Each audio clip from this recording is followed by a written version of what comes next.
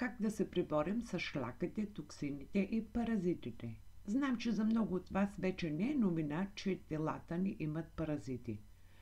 И ако все още се съмнявате в това, ще трябва да ви разочаровам. Домашни любимци, мръсни ръце, замърсена околна среда и други. Не можем просто да постигнем пълна стерилност. Все пак не живеем в операционна зала.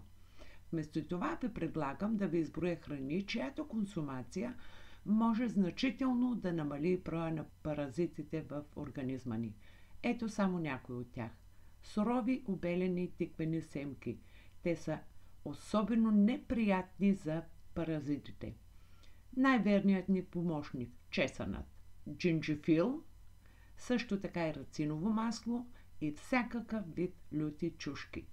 Но най-ефективният начин за борба с паразитите, токсините е, разбира се, специална програма за детоксикация. Последвайте ме за повече знания.